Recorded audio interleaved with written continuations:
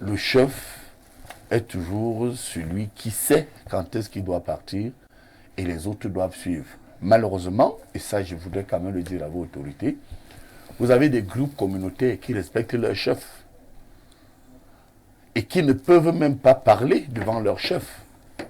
Il y a des zones ici, allez voir un peu les Lawal, les Lamido, les Fauchés, les Bamlékés, les Mfon. Le crachat du chef ne touche pas le sol. Mais malgré tout, incapables de parler à leur communauté anthropologique, ils se permettent quand même de dire que le président doit partir. Et vous voyez que quand vous faites donc ce consensus, ce syncrétisme, vous voyez donc qu'il y a une violation du sacré, autant sur le plan traditionnel que sur le plan moderne. Voilà pourquoi les chefs d'État, conscients donc de cet état de fait, il faut achever l'indépendance, la compléter, qu'elle devienne effective, totale, sans condition.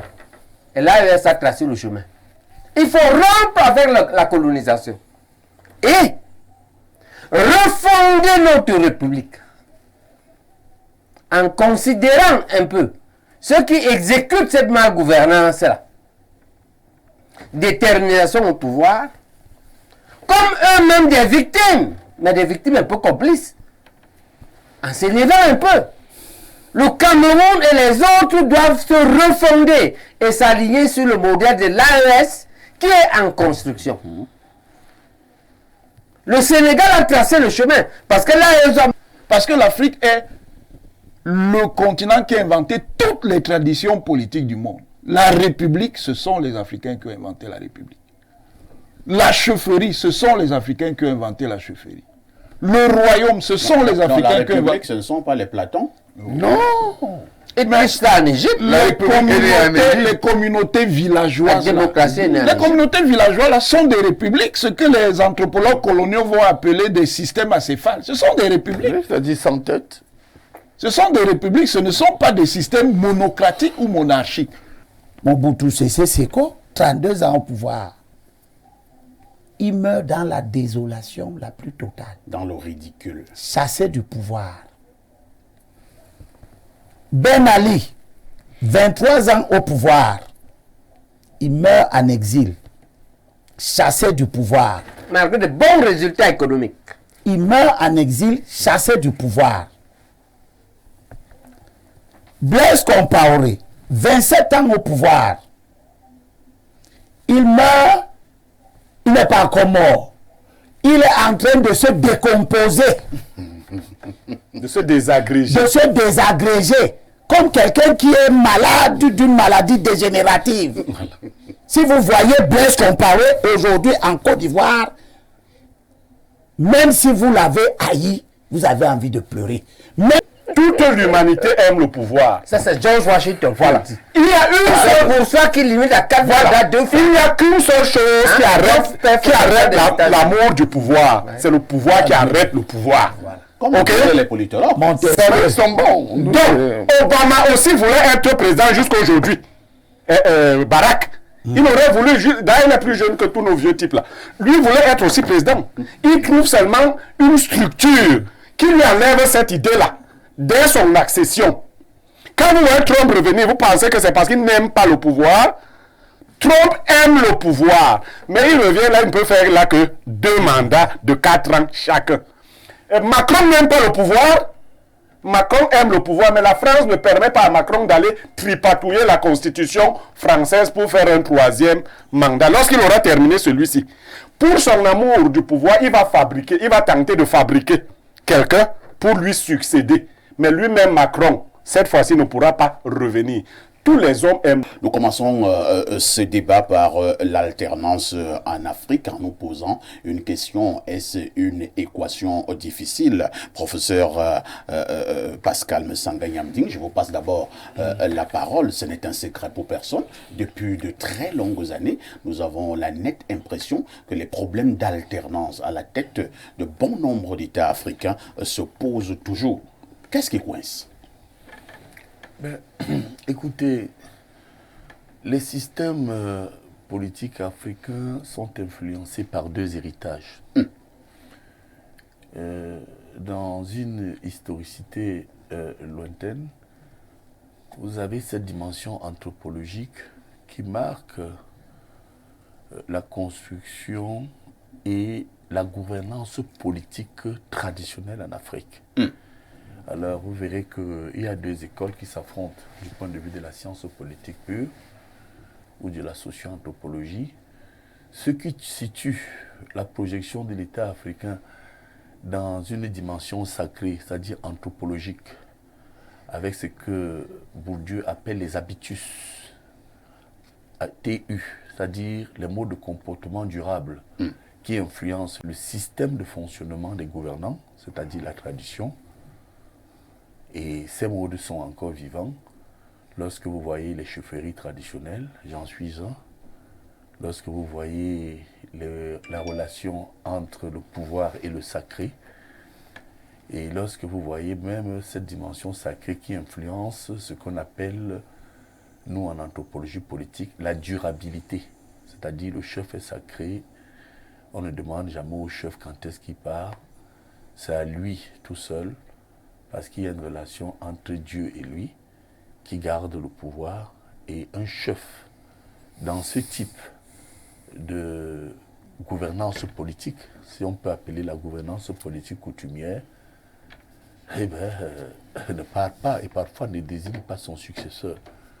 Si vous allez chercher en Égypte pharaonique, c'est-à-dire 10 000 ans avant notre ère, vous revenez sur les modèles coutumiers africains et nos royaumes. On a eu Tombouctou, on a eu les grands royaumes en Afrique. Vous verrez que c'est comme ça que ça se passait. Donc la première cause, il y a ce réflexe anthropologique qui anime les chefs d'État africains, c'est-à-dire la dimension sacrée, la relation qu'ils ont avec le pouvoir. On le voit bien au Cameroun, parce qu'il faut toujours contextualiser. Lorsque le président Ahidjo a voulu partir, c'était l'apogée du système ahidjoïste. Personne ne pouvait vous dire que Ahidjo doit partir. D'ailleurs, lorsqu'il démissionne, y compris mon maître politique, le président Paul Biya, était en larmes. Donc c'est vous dire que c'est cette dimension anthropologique qui peut expliquer cette durée au pouvoir et le problème de l'alternance. Donc le président Paul Biya Première dimension. pleurait, il ne voulait pas que le président Ahidjo parte. Non, c'était une dimension affective. C'était des vrais pleurs? Non, là, je suis... Ou bien des larmes de crocodile? Vous m'interrogez, là, je suis un analyste, et je crois que sur ce plateau, nous faisons l'éducation populaire, et dans ce rôle, vous m'avez dit pourquoi il y a un problème d'alternance. Je vous ai dit deux raisons. Première raison est l'anthropologie. La deuxième raison, elle est essentiellement, ça il faut le dire, un héritage de la civilisation judéo-chrétienne, et notamment les dynamiques institutionnelles, l'héritage colonial. Vous savez que sur le plan, je dirais même qu'elle est politique, essentiellement politique. Après la colonisation, les colons ont mis en place des mécanismes de durabilité de leur type de gouvernance, c'est-à-dire l'autoritarisme, le centralisme, ce qu'on appelle le grand jacobinisme connu, où effectivement, écoutez, le chef n'est pas loin de Dieu. Et vous allez vous rendre compte que si vous prenez les deux modes de gouvernance et de choix politique, lorsque le président Paul Biya, mon maître politique, est arrivé, j'ai fait des travaux là-dessus, mais il a été consacré traditionnellement, Fon des Fon, il était chez nous les Sawa Ombanya, il était ici dans les rites Béti, et il était le faux des faux, à l'ouest qui veut dire le chef des chefs. Donc vous voyez que c'est une consécration qui met donc le pouvoir en relation avec le sacré. Et pour terminer, en Afrique, au regard donc de ces deux dimensions, ce qu'on peut appeler classiquement la dimension anthropologique et la dimension institutionnelle, eh bien, le chef est toujours celui qui sait quand est-ce qu'il doit partir et les autres doivent suivre. Malheureusement, et ça je voudrais quand même le dire à vos autorités, vous avez des groupes communautaires qui respectent leur chef et qui ne peuvent même pas parler devant leur chef. Il y a des zones ici, allez voir un peu les Lawal, les Lamido, les Fauchés, les Bamléké, les Mfon. Le crachat du chef ne touche pas le sol. mais malgré tout, incapables de parler à leur communauté anthropologique, ils se permettent quand même de dire que le président doit partir. Et vous voyez que quand vous faites donc ce consensus, ce syncrétisme, vous voyez donc qu'il y a une violation du sacré, autant sur le plan traditionnel que sur le plan moderne. Voilà pourquoi les chefs d'État, conscients donc de cet état de fait, eh bien, ils prennent le temps pour partir. Merci, professeur. J'ai admiré le regard du professeur Jean Baebek lorsque vous chutiez. Hein. Je lui passe donc justement la parole. C'est mon point de vue.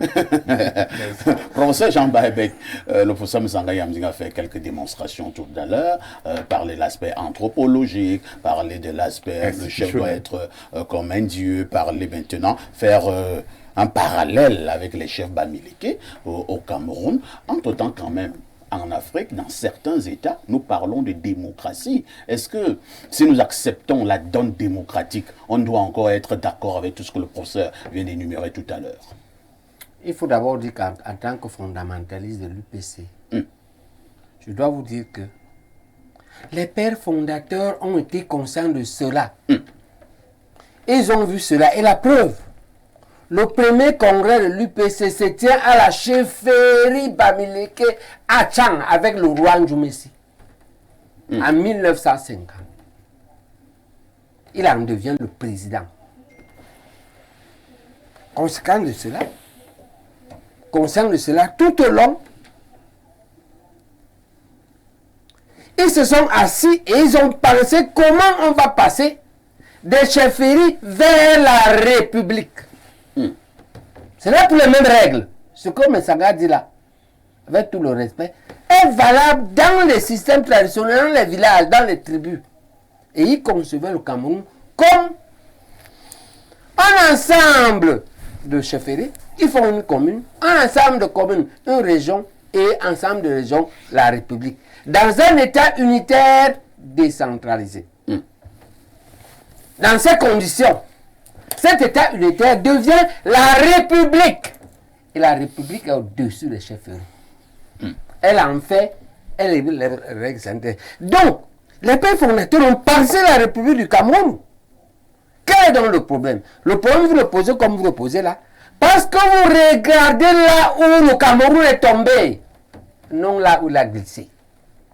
Où est-ce qu'il glisse? Il glisse que, après avoir systématiquement, là je cite Mesmer, éliminé politiquement et militairement les pères fondateurs qui ont pensé la République,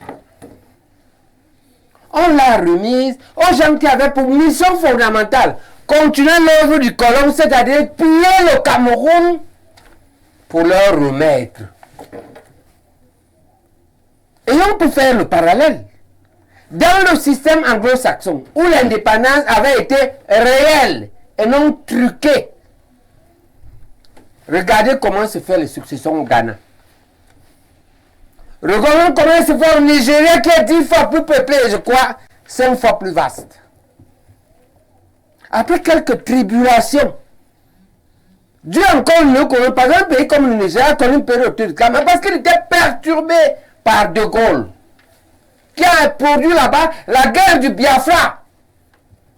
C'est lui qui a organisé. Et donc le problème c'est que on a raté l'indépendance. Si le pays est entre les mains d'un système qui sert le colon. C'est ça le problème. Et les pays qui ont eu réellement leur indépendance, en particulier les pays anglo-saxons,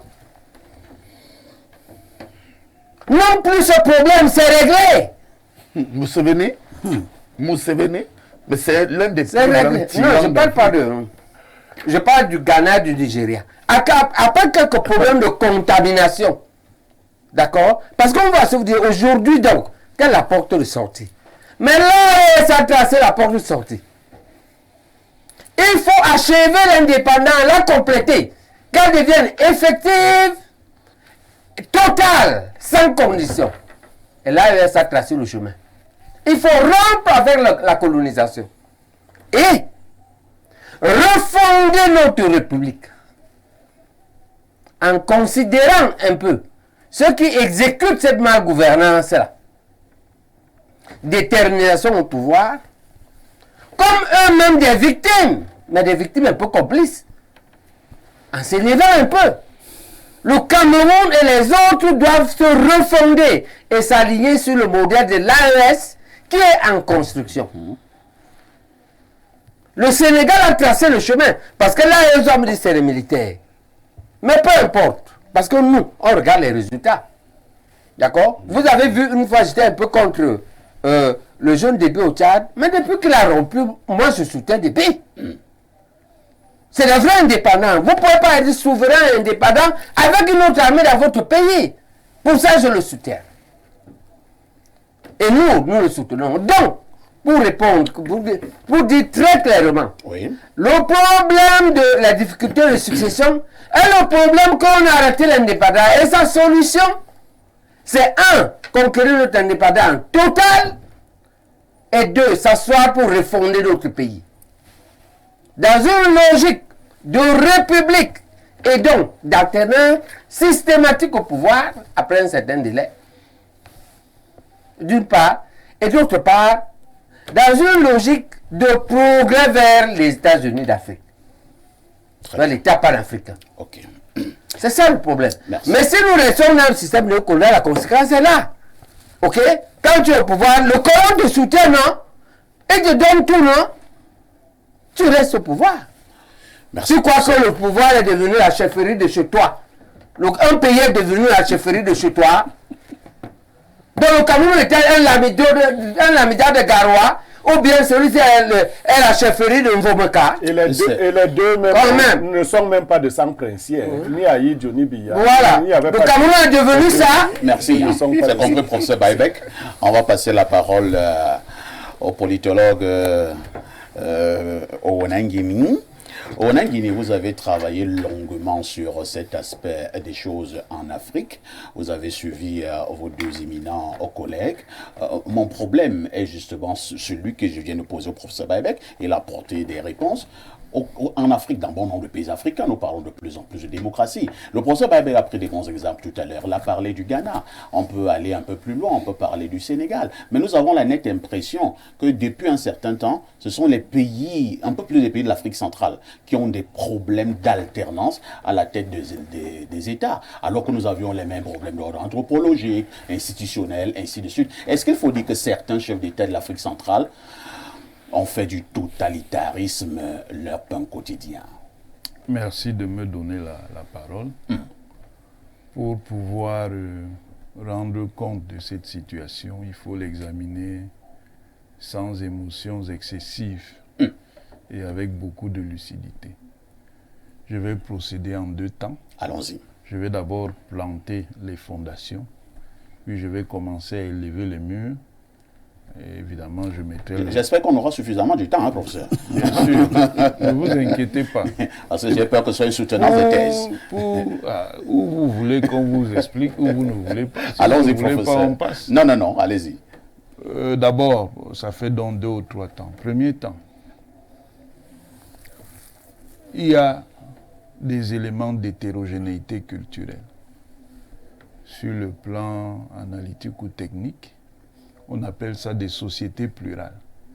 Ça veut dire que les ordres politiques qui se sont constitués dans les sociétés africaines sont pour l'essentiel constitués sur la base d'une forte hétérogénéité culturelle qui impose donc à ces ordres politiques de faire un travail constant d'unification, de sociétés qui ne présentent que des convergences spontanées, mais pas des convergences organisées. Deuxième chose, ce sont les éléments politico-institutionnels. Les États africains, tous, quelle que soit la tradition culturelle coloniale, sont des États de succession. Et tous les États coloniaux sont des États autoritaires, parce que la colonisation est par principe, une organisation autoritaire. Et tous les États africains sont des États de succession coloniale, donc qui reprennent, même dans les expériences de libération nationale, Algérie, Angola, Mozambique, Guinée-Bissau et autres, les principes d'une structuration politique qui est d'origine coloniale. Troisième élément, dans le cadre de ce premier plan, c'est l'économie. Les économies coloniales sont des économies de concession. Et ces économies de concession font que dans une colonie, il est difficile de mettre en place des mécanismes de transformation avancés de la nature pour que ça produise un haut niveau d'accumulation, donc beaucoup de richesses. Ça fait donc que dans ces économies-là, ce qui prévaut, c'est ce qu'on appelle des comportements de rente. Ça veut dire que quand des groupes ou des acteurs personnels ou individuels attrapent des avantages, ils s'accrochent sur ces avantages, que ce soit des avantages économiques, des avantages politiques et tout le reste. Dernier élément, c'est l'élément donc de la persistance de l'impérialisme en dépit de la décolonisation. Ça veut dire que le fait que l'on soit rentré tout au long du XXe siècle dans des dynamiques de décolonisation, surtout en Asie, essentiellement Asie moyenne-orientale, en Afrique et en Asie du Sud, n'a pas changé le fait que les puissances impériales ont maintenu donc un blocage sur les institutions. Ça, c'est le premier élément. Deuxième élément donc pour comprendre. Quand vous avez donc des mécanismes comme cela, même si vous instituez des démocraties qui justement sont même instituées sous la forme de ce qu'on appelle la démocratie coloniale, ça veut dire que ce sont les puissances impériales qui ont imposé ces systèmes aux pays africains qui avaient différents types d'évolution. Soit ils avaient des régimes de parti unique issus de la libération nationale, Angola, Algérie, Mozambique, Guinée-Bissau, Cap-Vert et autres, soit des régimes qui, reposant toujours sur le parti unique, reposaient sur le fait que le pouvoir avait été confié aux classes politiques qui étaient plutôt proches des appareils coloniaux. Dans tous les cas, on s'en sortait essentiellement avec des régimes de parti. Et là, il n'y a pas de tradition que les Britanniques sont plus libres. C'est faux. Comme le disait le professeur Msanga Yamding, l'Ouganda, c'est quoi?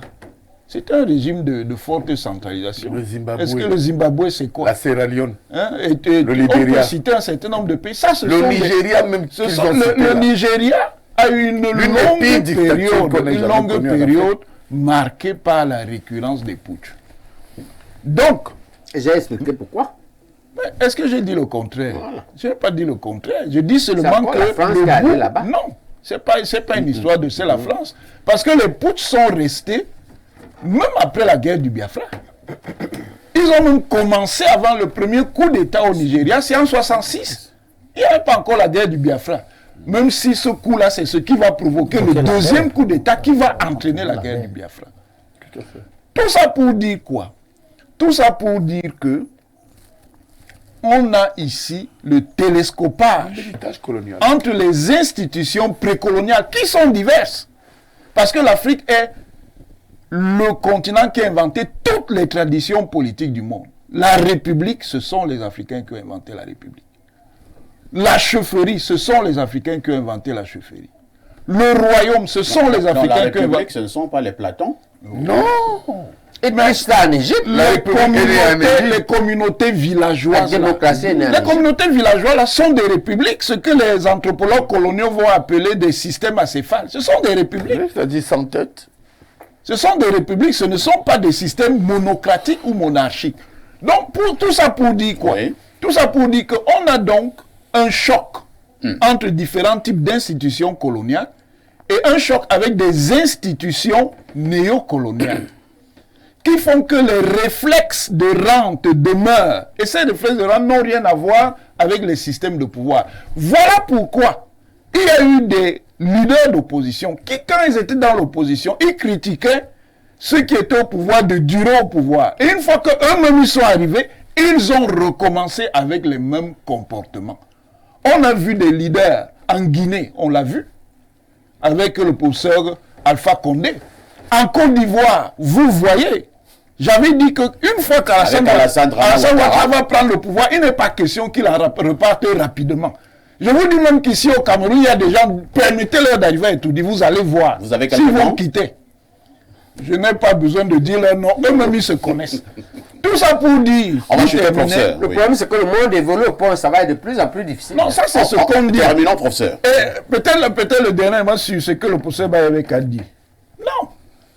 Le régime de rupture révolutionnaire ou de rupture radicale comme l'AES ne résolve pas la question. Il y a aussi un autoritarisme souverainiste et un autoritarisme révolutionnaire. Vous voyez bien que quel que soit ce qu'on peut penser de l'orientation du régime malien, nigérien, ils ne sont pas venus pour partir. Attention.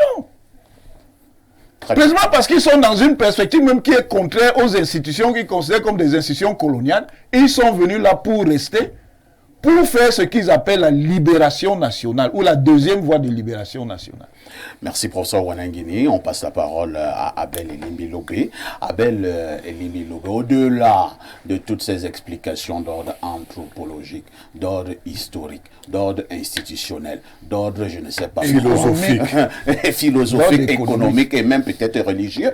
Alors, est-ce que ça enlève le fait qu'en République, justement, il y a des normes, il y a des règles, notamment dans la loi fondamentale, la Constitution. Pourquoi une Constitution qui existe, certains chefs d'État, pour s'éterniser au pouvoir, sont obligés de changer cette Constitution de manière régulière? Est-ce que certains chefs d'État africains ne sont pas des dictateurs dans l'âme?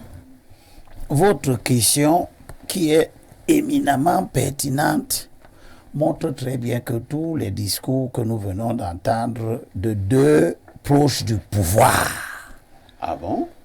le recteur et le professeur Messanga, je ne voudrais pas manquer d'élégance à leur endroit pour dire que, justement, ces gens qu'on veut présenter comme des produits, ça ne dépend pas tout à fait d'eux, ça dépend de quelque chose d'extérieur à eux. C'est ce discours qui dit que oui, c'est les systèmes néocoloniaux, parce que. Mais on voit la mécanique d'éternité au pouvoir. Elle comprend des choses qui n'ont rien à voir avec les colons. Les colons ne tripatouillent pas leur constitution. Vous leur produisez, vous tripatouillez les vôtres. Moi, je pense que j'examine la question à l'envers pour qu'on voit que cette éternité porte en elle-même toutes les stigmates, toutes les caractéristiques de son mauvais côté. Mobutu Sese Seko, 32 ans au pouvoir. Il meurt dans la désolation la plus totale. Dans le ridicule. Chassé du pouvoir. Ben Ali, 23 ans au pouvoir. Il meurt en exil. Chassé du pouvoir. Malgré de bons résultats économiques. Il meurt en exil, chassé du pouvoir. Blaise Compaoré, 27 ans au pouvoir. Il meurt. Il n'est pas encore mort. Il est en train de se décomposer. De se désagréger. De se désagréger. Comme quelqu'un qui est malade d'une maladie dégénérative. Si vous voyez Blaise Compaoré aujourd'hui en Côte d'Ivoire, même si vous l'avez haï, vous avez envie de pleurer. Même si vous l'avez aimé, vous avez envie de voir, de pleurer. Parce que vous voyez comment le seul fait de perdre le pouvoir dans des conditions où on te chasse, désagrège l'intéressé. Lansana Conté de Guinée, coup d'État, 24 ans au pouvoir. Il meurt au pouvoir dans la désolation la plus totale, en essayant de gérer des révoltes partout. C'est-à-dire que la durée au pouvoir n'aboutit pas à la structuration d'un État stable et solide. Mais au contraire, la destruction de l'éterniseur. Robert Mugabe, libérateur arrivé au pouvoir, 30 ans au pouvoir, il meurt dans la désolation totale. Ali Bongo. Je te concède Ali Bongo que j'ai failli oublier dans la liste. Habib Bourguiba, fondateur de la Tunisie,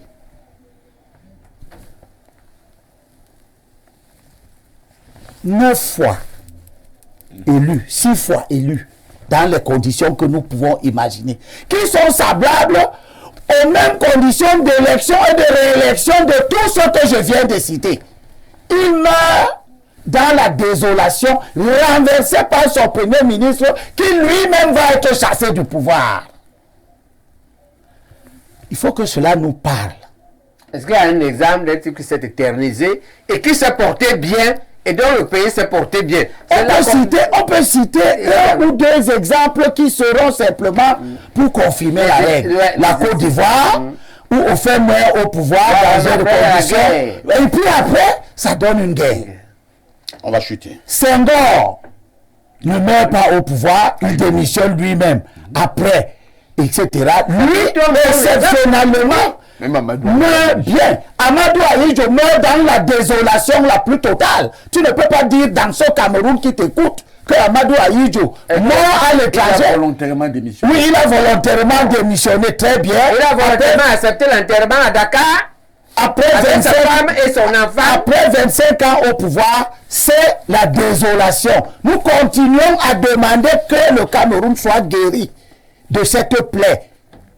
C'est pour dire au président bien, à la suite de la réflexion que vous proposez au pays entier aujourd'hui, que les systèmes autocratiques, ils ne sont pas différents.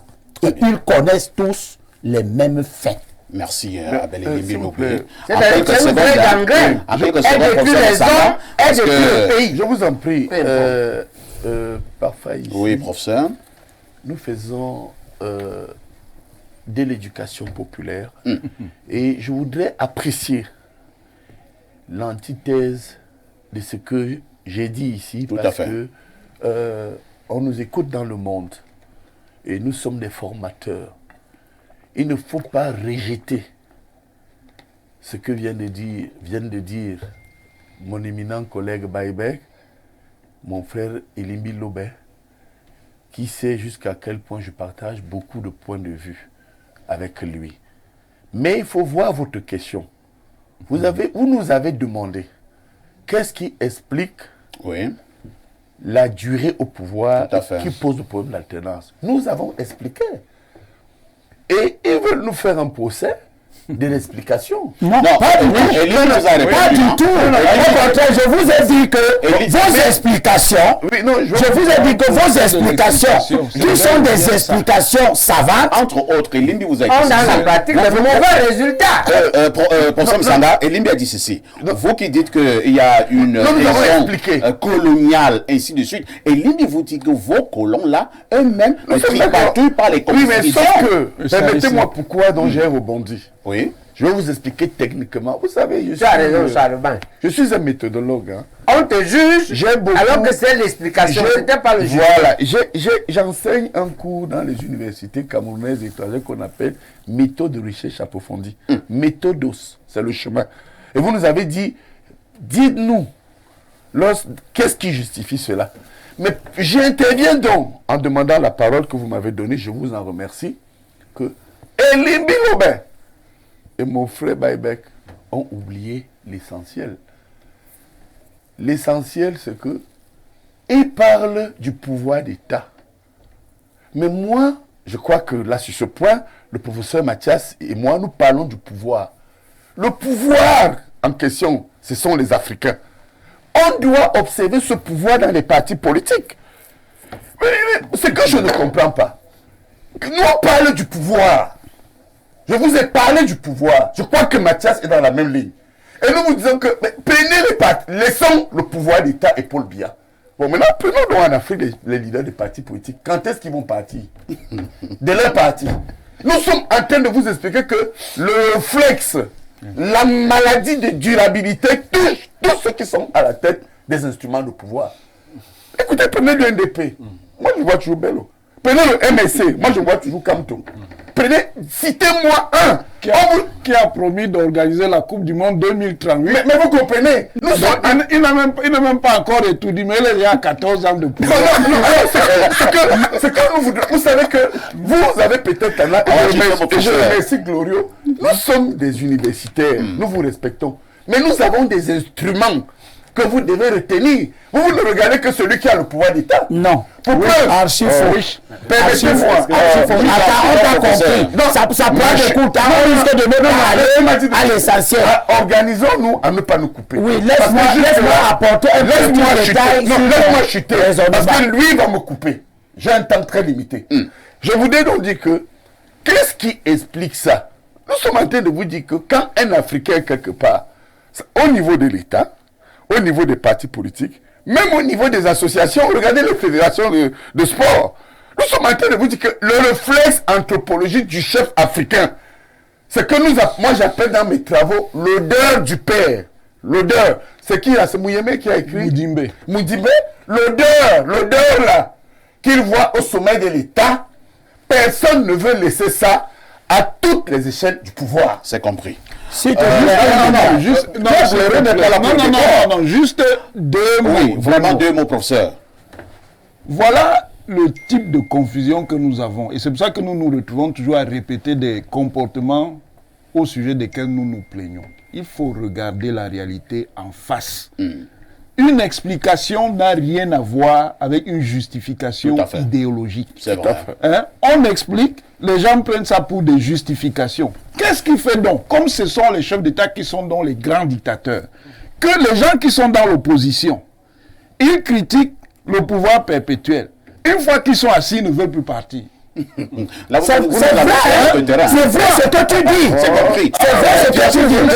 Ce n'est pas notre terrain. Pierre Blériot, nous évoluons dans ce débat. Les uns les autres ont déjà expliqué. Maintenant, est-ce que nous nous éternisons sur cette donne que certains chefs d'État ne veulent pas partir du pouvoir, ils veulent s'éterniser du pouvoir, ou alors nous essayons de voir que faut-il faire pour que de plus en plus ces chefs d'État acceptent partir. Nous avons pris l'exemple des États-Unis récemment, où la Constitution est claire de ce côté. Le mandat, c'est 2 ans, deux mandats maximum, à raison de 8 ans. 8 ans au pouvoir. Est-ce que la Constitution, dans nos pays africains, si elle est respectée, ne peut pas résoudre ce problème? Alors, parfait, ici les éminences ont parlé. Tant qu'elles parlent comme analystes, vous voyez qu'il n'y a pas de problème. Les explications sont pertinentes. Mais l'idéologie vient à la fin au niveau de la chute et elle devient spécieuse, l'idéologie. On quitte du pouvoir d'État pour vous parler du pouvoir des chefs des partis politiques. C'est la vérité. Et c'est faux. Pourquoi? Parce que quand vous regardez les autres pays du monde, les chefs des partis politiques d'opposition restent à la tête de leur parti. Ce n'est pas vrai. Est-ce que vous avez déjà quelqu'un d'autre qui a, dans le parti de Mélenchon, il y a quelqu'un d'autre qui préside? Le Pen a donné à sa fille, elle a donné à quelqu'un d'autre, ainsi de suite. Nous ne sommes qu'en France. Ainsi de suite. Mais c'est son beau-fils qui dirige son parti. Non, donc on est toujours dans la même chose. Mais c'est tous les hommes, parfait ici, tous les hommes aiment le pouvoir. Les noirs comme les blancs. Toute l'humanité aime le pouvoir. Ça, c'est George Washington. Voilà. Il y a une seule pour ça qui limite à 4 mandats, 2 fois. Il n'y a qu'une seule chose qui arrête l'amour du pouvoir. C'est le pouvoir qui arrête le pouvoir. Comme les politologues. Ils sont bons. Donc, Obama aussi voulait être président jusqu'aujourd'hui. Barack.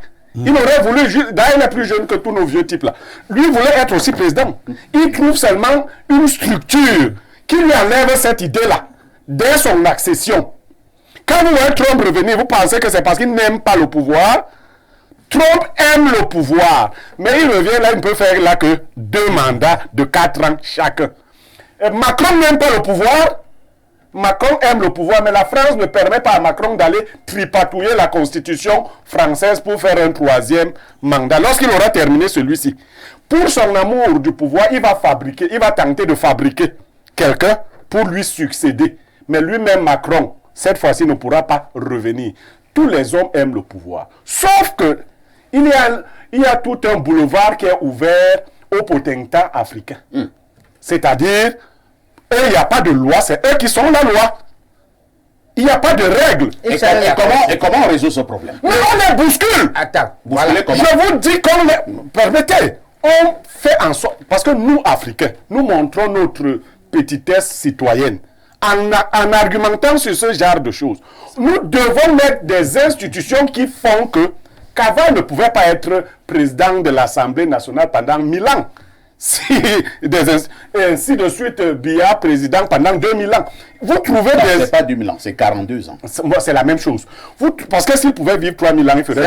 un figure de style, il veut dire trop longtemps. Voilà, il ferait 2000 ans s'il pouvait vivre 3000 ans. Donc, les institutions ne doivent pas vous permettre. On va vous dire que la Constitution n'est pas faite sur du Les marbre. institutions occidentales, Non. héritées de la Moi, colonisation. moi je dis Les institutions, quand on va refonder le pays, les institutions. on va élaborer nos Moi, je continue de dire ceci. Quel que soit, et là, je suis d'accord avec le professeur Onangine, quel que soit l'homme qui arrive au pouvoir et qui sent en lui la capacité de manipuler les institutions, il aura l'envie de s'éterniser. Ouattara a dit 40 fois qu'après 80 ans, on n'a plus la force de tenir le pouvoir. Il a dit, aujourd'hui, il croyait qu'il n'aurait pas 80 ans. Il en a 83 et il se sent une nouvelle jouvence. C'est pas s'il est allé... Non, c'est pas africain. Le président américain, Biden voulait. C'est les Américains. Non, il est même humain. Il voulait être là. Et les Américains qui sont un peu d'un niveau très élevé lui ont dit, nous ne voulons pas une telle honte. Les Camerounais n'ont donc pas le courage de dire que même si toi tu veux, même si tu te dis, parce qu'Ali Bongo nous disait, je suis très en santé, mes médecins viennent de m'ausculter, voulant tomber, on lui a dit que tu es en santé, mais va rester en santé ailleurs. C'est cette volonté-là que nous devons tuer dans l'œuf en nous dotant nous-mêmes d'institutions qui ne permettent pas d'entretenir un tel amour du pouvoir.